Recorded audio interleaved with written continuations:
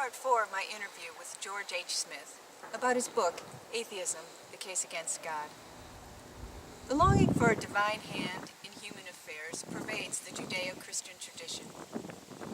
At one time, I would have considered that longing part of human nature. But after reading Atheism, The Case Against God, I've come to a different conclusion. In this segment, I ask George if there's a conflict between faith and reason. I ask him about arguments that claim to support the existence of God. And I ask him about belief in miracles, in divine intervention. His answers surprised me. I don't know about you, but I've been wrong more than a few times in my life. The problem for me is always what to do next. Pretend it never happened? Give up trying? Blame someone? Or punish myself? Or, as George suggests here, something better. Be human. Learn. Accept responsibility. Judge yourself fairly. And move on. At the end of this segment, George tells a highly unusual and very funny story. It's a story he's never told publicly before. When he was 12 years old, George came to believe that he had experienced a miracle. That's not the interesting part. What's interesting is how, after thinking about it for a while, George realized that he was mistaken.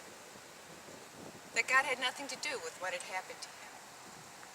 The story is sexual in nature. I've never heard anything like it before, and I want to share it with you. It is quite possibly the best example I've ever heard of how even a 12-year-old can make sense of a perplexing series of events by using basic psychology, his senses, and his reason. George, hello. It's nice to see you again. Thank you. It's been a couple of weeks. Yes, it has. The last time we talked, you were explaining the two currents of thought that influenced your thinking while writing Atheism, The Case Against God. One was free thought literature, and one was Ayn Rand. And I'm wondering if anything else influenced you. In a general sense, yes. The third current of thought, so to speak, might be described as traditional philosophy. So to summarize this, probably, depending on where in that book you look, the free thought tradition is very prominent in those parts that deal with the Bible specifically, because as I explained at another time, that's very common in free thought to deal with specific elements of the Bible and prophecies and what Jesus said, that sort of thing. The Rand element, her influence was mainly in the area of epistemology. When I get into the issue of skepticism, universal skepticism, or epistemological skepticism, I draw heavily on Rand's theory of knowledge, the theory of contextualism, as it's often called. And she also comes up in the latter part of the book where I discuss ethics, and especially metaethics. Metaethics being the theory of value. Metaethics doesn't really discuss what's moral and what's not. It discusses issues like what does morality mean? Or what do we mean when we speak of something being good or evil? And I quote Rand quite extensively in those parts of the books. Now, the strictly philosophical part is evident when I get in, I think it's part 3, when I deal with the arguments for the existence of God. A number of my refutations or objections or criticisms of the arguments are fairly standard retorts that are found in fairly conventional philosophical literature, in some cases going back a number of centuries. I did try to add my own twists and turns here and there to standard refutations. But things like the first cause argument and a number of arguments in that vein have been refuted so many times that there's very little one can say about them that's original. Okay. Well, I'd like to talk about your argument for atheism. There is a problem of faith for the rational mind? Yes. Of course, here as with everything else, it depends on how you define faith. Now here I'm going to have to be careful not to get drawn off into one of my long digressions. As you've noticed by now, I tend to go off on all kinds of detours. But some of these are very complicated questions. The basic argument I give in a chapter in Atheism, a Case Against God, and forgive me, but it's been quite a while since I've actually looked at that book. Probably it's just as best for this interview because my answers will be more fresh. I think it's called Reason versus Faith. The argument I give there is a deceptively simple one. That if reason can tell us everything we need to know, then there's no need for faith. If reason is a reliable guide, not only to knowledge, if it can give us certainty, or reasonably a certainty, if it can give us a guide for living, then why call on faith at all?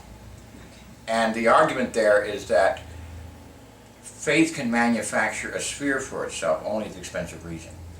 The traditional arguments for faith, or most of them, as I point out, rely not so much on telling us what faith can do, so much as telling us what reason supposedly cannot do. It's an argument from the inadequacy of reason. Well, we can't know this for sure, we can't know that for sure, our reason is not competent to give us this knowledge or to serve as a guide for action, therefore we must rely on faith. Now before I end this very brief answer, here's a typical argument you hear. And I go through several different meanings of faith in the book, and there are a number of different meanings. But a traditional meaning of faith, especially in the Catholic tradition, is trust or faith in an authority. So people will commonly say, well, why would you atheists object to our faith in God? Because you have faith of all types. You have faith in your doctor. You can't, if a doctor prescribes something for you, you have to trust him. You don't know the details. It goes on competence or trust. We have faith in all kinds of experts that tell us things. When science tells us something, we don't go out and personally verify the experiments or the proof for ourselves. So, atheists have, children have faith in their parents. We have faith in friends, that someone won't lie to us or hurt us.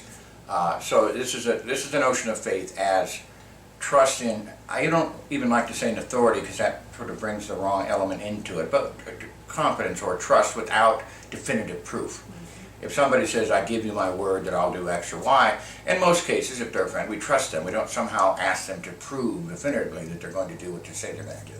We don't rely on a written contract for just minor promises and minor agreements, for example. Okay. The problem with that argument, and that probably is the most common use of faith, is first of all, it presupposes the existence of God so far as religious faith is concerned. In other words, yeah, if God existed, I mean, as I've often said, look, if I happen to think that God existed and that he was all-powerful, all-knowing, and never lied, was always trustworthy, then of course I'd have, what more confidence could you have? If an infallible being, for example, tells you that X is true, and you have and he's a non-deceitful God, if he wouldn't lie to you, then you know that X is true. That's pretty strong, that's a strong basis for believing it's something that someone tells you. But going back to the 13th century authority Thomas Aquinas, he pointed out that the argument from authority, or faith in human authorities, is the weakest, or one of the weakest of all arguments. In other words, I can have faith in a doctor, but that's only because I don't have good reason to doubt. And I would argue, without going into all the details, and I do go into a lot of details in my book, that this sort of faith can be rational confidence. In other words, you can go to another doctor, you can get another opinion, you can do a lot of things, and basically when people talk about faith in the sense of trust in an authority or an expert, it's a shortcut, and it's an epistemological shortcut. It's not an ultimate ground of knowledge. In other words, we shouldn't believe what an authority tells us just because that authority says it. We believe it because we think the authority has good reason for what he tells us. That's the assumption we make. And that's not the same thing as believing that, for example, having faith that a God exists. What does that even mean exactly? If God exists and he tells us something, that's one thing. But to say, I have faith that God exists, who do you have faith in if you're not sure that God exists? What faith is this exactly? It's sort of almost a nonsensical statement. Basically what it means is I can't prove that God exists. I may not even have good reason to think that a God exists, but somehow I just sort of want to believe it, and I hope a God exists, and it confuses hope with knowledge.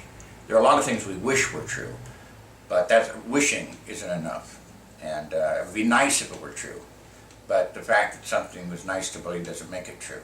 The main concern of the atheist, first and foremost, is what is true and what's not, what's a fact and what's not.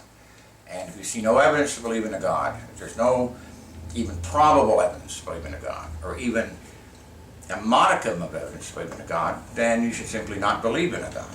However much people talk about faith, convince me that a God exists first, and then I'll have faith in him. But that's easy enough to do. I see. By the way, the issue is more complicated than that because there are different ideas, conceptions of faith that I didn't cover. But all of the responses to faith basically would be the same type of structure. That's about it. Well, now theologians have tried to prove the existence of God through appeals to science, which I think would be an appeal to reason and evidence. Natural theology, for example. Can you tell me, what is natural theology, and is that argument valid? Well, natural theology is a class of arguments, not a specific argument, and it's not specifically an argument from science. There are so-called arguments from science, like the argument from entropy. Now there's these so-called creationist arguments, which are just variants of the design argument. Natural theology, traditionally, was the attempt to prove the existence of God through our natural faculties, especially our reason. This was contrasted, and still is, with revealed theology. Revealed theology is the knowledge supposedly we get of God through his special revelations, like the Bible, or like miracles, which strictly speaking cannot be shown to be true by rational methods. So natural theology consists of things like the first cause argument. There are a number of variations of the first cause argument. The design argument, how can we account for the complexity in the design in nature? So it's a class of arguments. And I mentioned earlier, there's not one of those arguments that hasn't been just torn apart over and over again from various angles for centuries. They're inherently flawed. And let me mention the main reason why I think they're flawed, and this is not conventional philosophy, this is my take on it. Almost all of those arguments depend on the idea that we have to be able to explain certain things. How can you explain the existence of the universe? Well, God. How can you explain the apparent design of nature? Well, God did it. Well, in what sense is positing a God an explanation at all? How does that solve the problem? Well, let's suppose, okay, what is God? Well, you'll be told, well, he's this unknowable, mysterious being. We can't really say what he is. Okay, so when you say God explains something, you're telling me that we should explain a problem by positing something that's even more mysterious. There's an atheist, not a well-known atheist, but I think I quote him in my first book, who said that to explain the unknown by the known is a logical procedure. To explain the known in terms of the unknown is theological lunacy. Things that are very apparent to us. How do you explain that? Well, I explain it by saying there's this God, we can't know anything about him, we just know he's kind of powerful and does wondrous things. Well, how do you explain God then? If something like a flower requires an explanation, God's much more complicated than a flower. So who created God? Who designed God? Well, no, God's always been there. Nobody created him. So in other words, the arguments break down on a number of levels. They're not consistent. Now, theologians, historically, there's a lot of smart theologians. They have ways around this, which I really can't go into without boring people to tears. But it's the idea that, no, there are contingent beings and versus a necessary being, and God's a necessary being. This is a classic Catholic or Thomistic argument.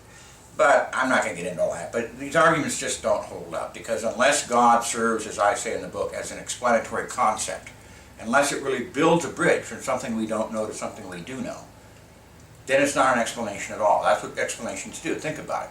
Here's phenomenon X over here. We don't know the cause. We link it to a general principle or to a previous cause, and we thereby, quote, explain it.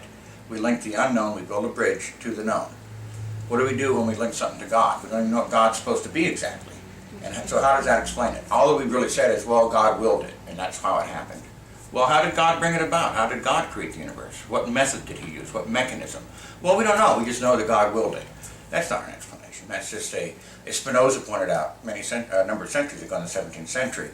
And he had one of the most astute criticisms of the design argument. He said the idea that the mind is not satisfied with the brute fact of existence. Things just are there. They exist. That's all we can really ultimately say about them. The mind is not satisfied with that. We have this sort of psychological yearning. And positing a God, because we think in terms of our own minds, creating and designing things, we can relate to that somehow. And think, yeah, that makes sense. I know what it's like to design something or to build something. And we use this kind of analogy. And that gives us a certain amount of psychological satisfaction. We think, yeah, if God made the universe, okay, now I understand it. But as Spinoza pointed out, it's a psychological satisfaction without any real logical or philosophical coherence. We just feel that we can't back up and end up at an impenetrable wall of existence. As Ayn Rand likes to say, existence exists. It's an axiom. To ask what caused existence Makes no sense, because before something can be a cause, it must first exist and function as a cause. So it merely pushes pushes the problem one step further back. What caused that cause? It caused existence, and so on and so forth. Okay, so as an atheist, the universe, it's just there. Yeah. And it's not, is it that... We have basically one of two choices. Either the universe, and by the universe I don't mean some modern sense of astrophysics.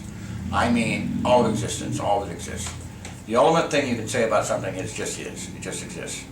That's the basic fact. So we have one of two choices. Either what exists has always existed, or at one point there was nothing, and out of nothing, existence just popped into existence. Now the latter strikes me as, despite what I've heard some physicists say, just strikes me as absurd. I mean, was there a cause of existence? Well, then didn't the cause have to exist itself?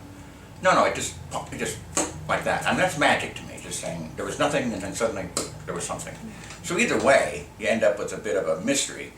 And I have to say that imagining just sort of, well, when I use the term matter, I use it in a very broad sense, matter, energy, whatever you want to call it. But the basic constituents of existence in some form have always been there. Whether you want to think they were highly condensed and there was a big bang, or however, whatever physical theory or theory of physics you want to employ, or cosmological theory, at some point there had to be something. And how that something got here, well, like I said, if something caused it, then that something had to be something to cause it, and you get in this infinite weakness from. So yeah, you do have this mystery of sorts, or at least this sort of intellectual dissatisfaction, because there's no answer you can hit upon that you finally go, oh yeah, now I completely understand it. But as again, God doesn't solve the problem. God just throws a monkey wrench into the whole mechanism. God doesn't explain it.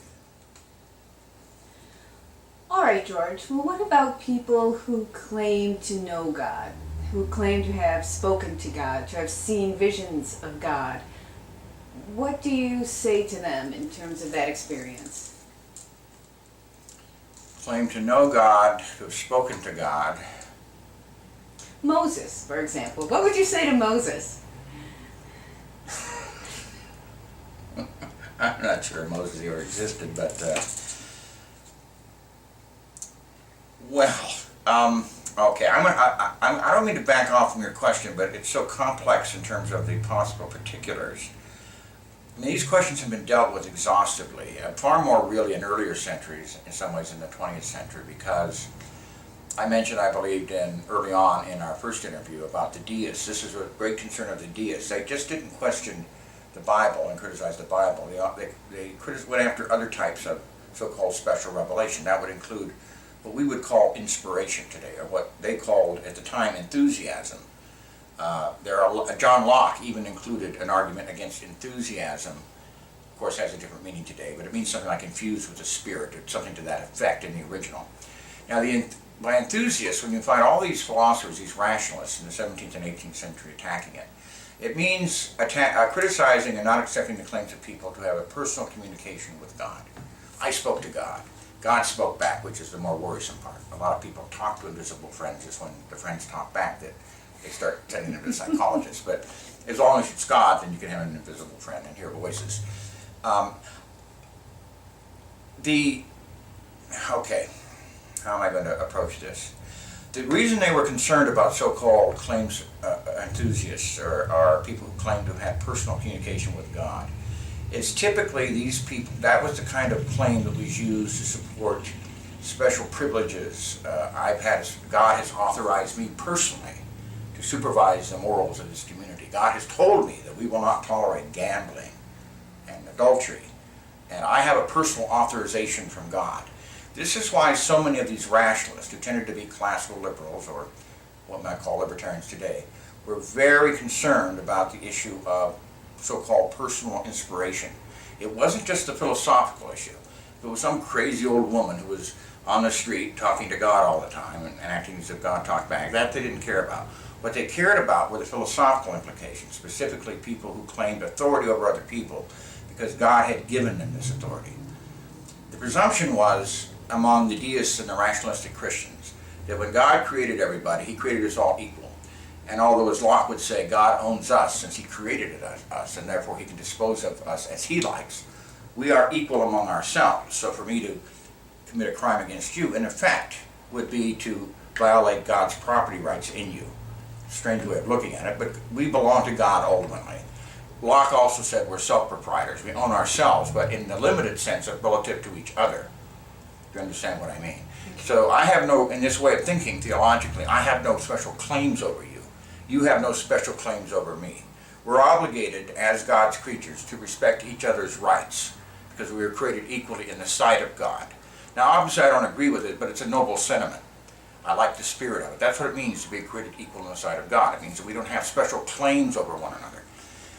But when someone comes along and says, yeah, we originally created equally, but I talked to God the other day, and he just told me that you're to be my slave, or that you're sinning and I'm to punish you because you're a sinner. Now there are characters like this that come up many, many times in the history of Christianity, prophets, so-called, or during the Reformation, these sort of crazy people would walk into a city and get a bunch of followers and go around and persecute the non-believers. And Monty Python did a wonderful job in his life of Brian, that people fall in the gourd and the sandal is it, and suddenly they're, this guy doesn't want to sort of preaching toleration, and suddenly they're persecuting people.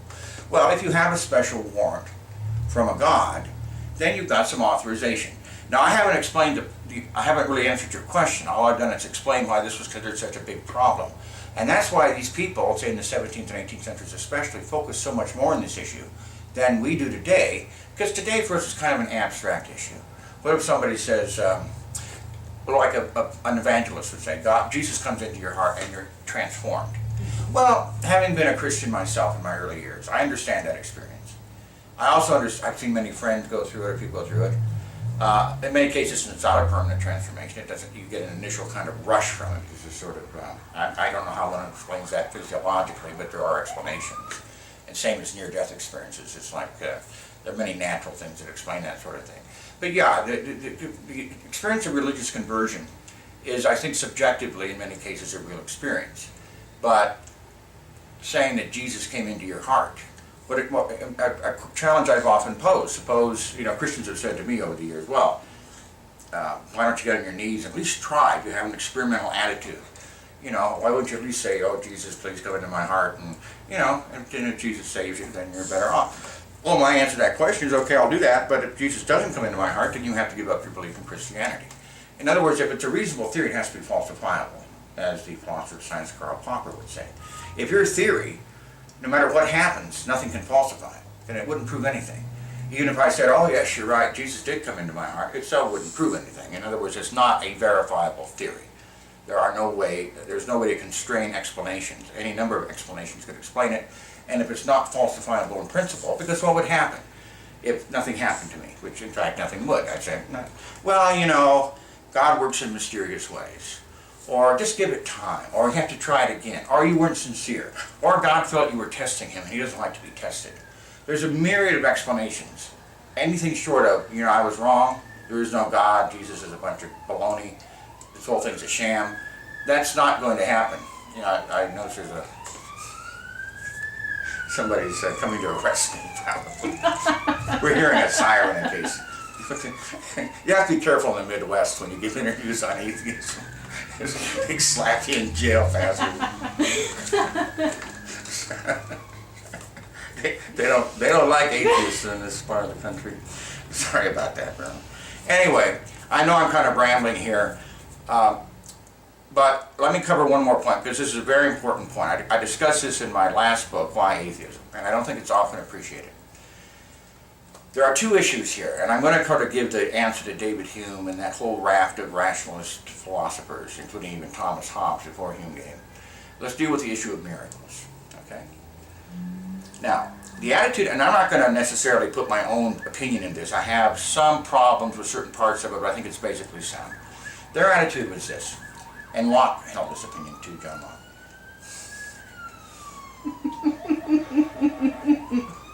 Okay. Oh, God.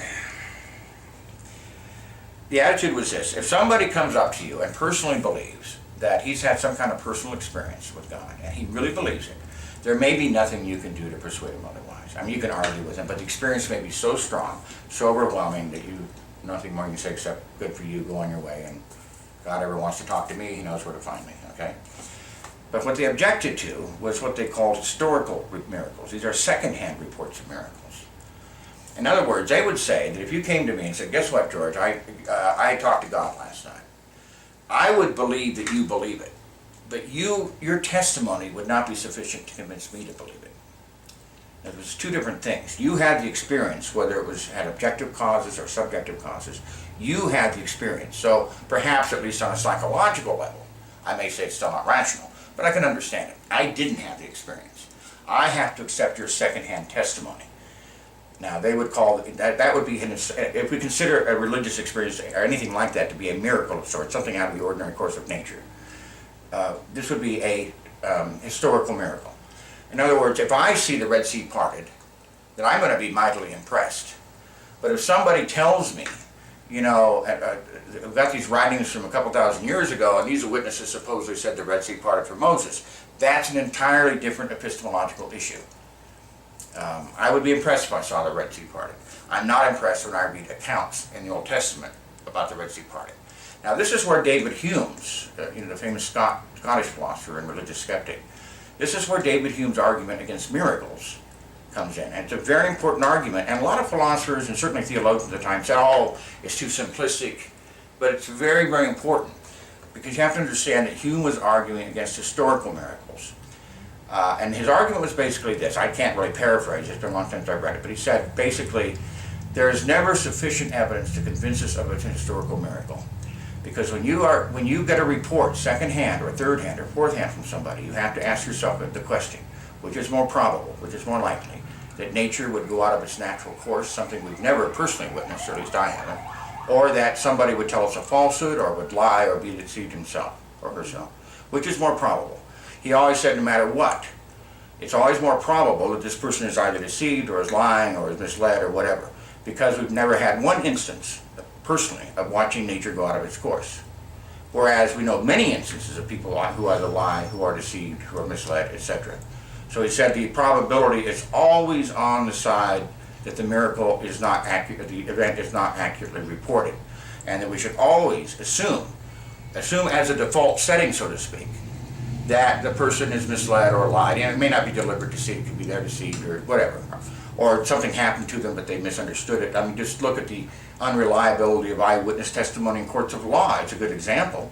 A very simple criminal act. People report differently. They report different people. Eyewitness testimony is a very unreliable thing. That's why people are always looking, or scientists are always looking, when talking about, say, UFOs, for actual physical evidence, not just, oh, I saw aliens or I saw flying saucers. They're looking for physical evidence.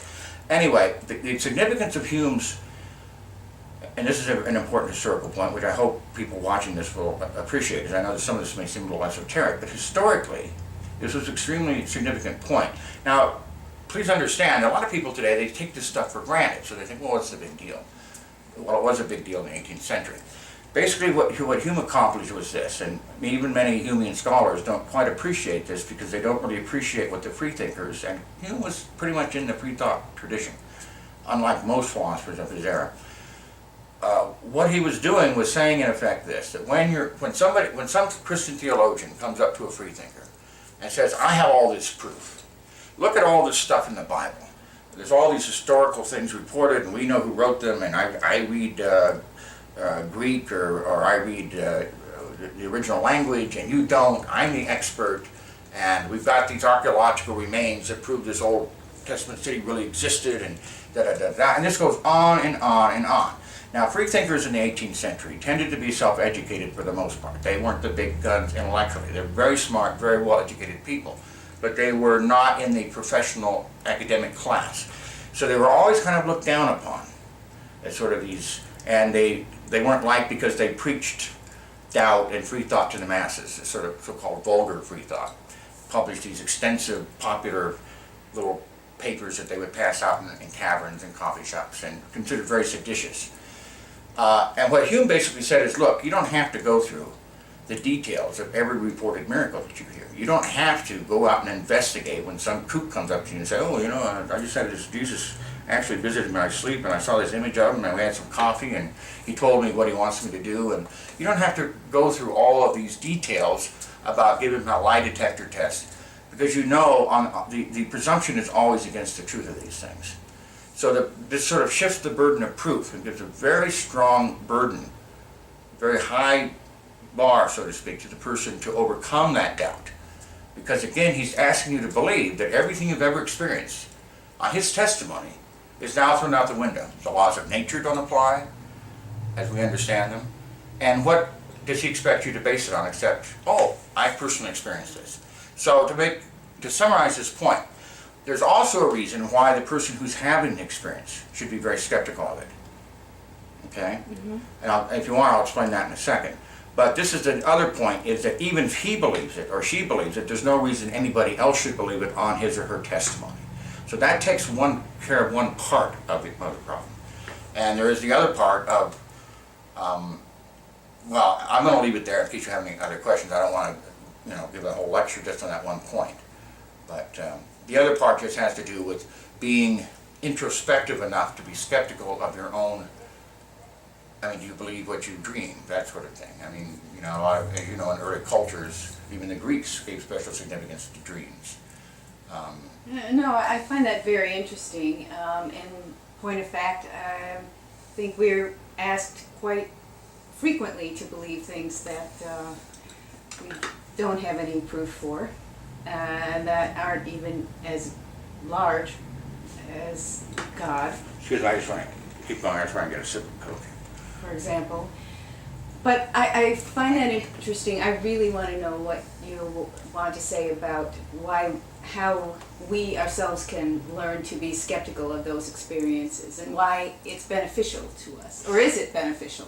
Well, I'll tell you a story. I thought about, after some of the stuff we covered earlier, I think I may have mentioned it at lunch one time with you about something that was interesting, but I didn't go into any detail. And if you want, it's kind of a very personal story for you to become evident, but it was my experience of a miracle when I was, I think, in the 7th grade. You want to hear that story? It's a little odd.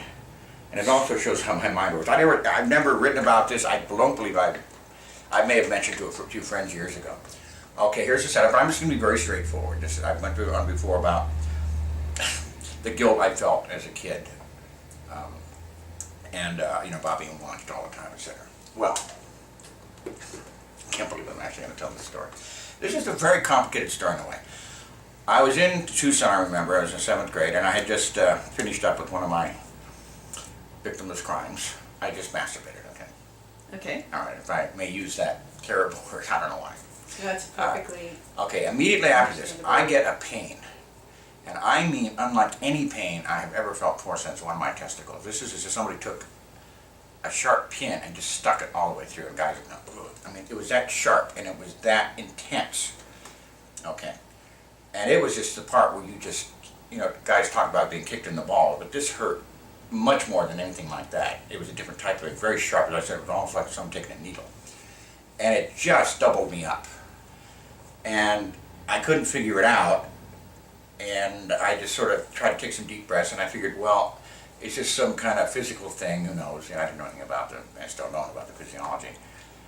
Okay, it kept going on. And I'm lying in bed, and I think this is in the morning, actually, before I'm supposed to go to school. And after it keeps going on, I become convinced that God is punishing me. He's finally had it up with me. Because I knew this was wrong, and I kept saying, like, a lot of, it's kind of silly, but I'll never do it again. Just let me off this one time.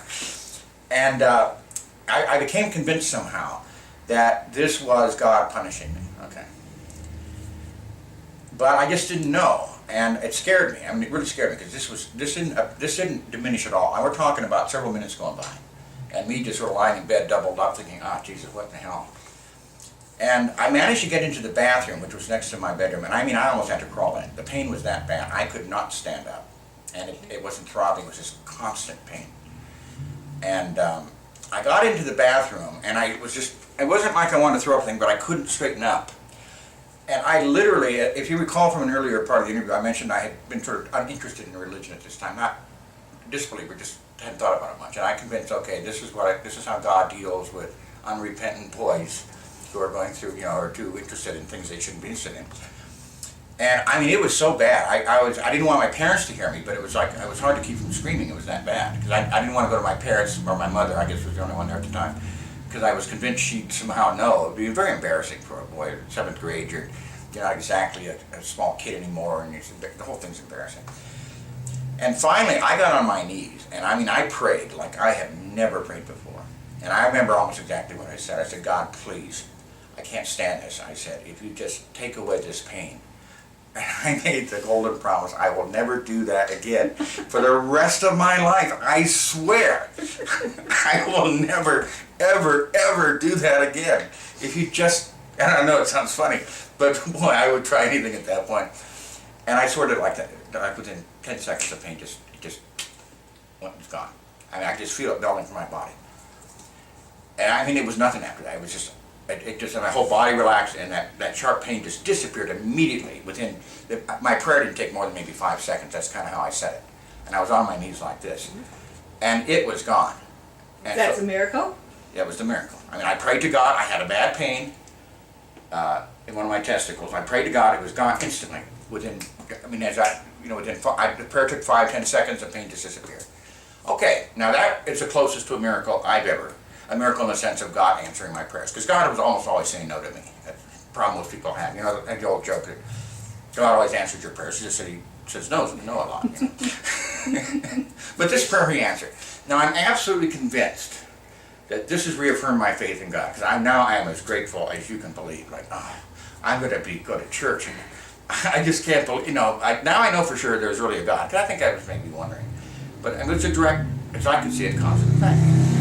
Okay, I ended up going to school. Now, as I'm going to school, as I'm in school, I'm thinking, now wait a second, what are the odds I'm going to be able to keep that promise?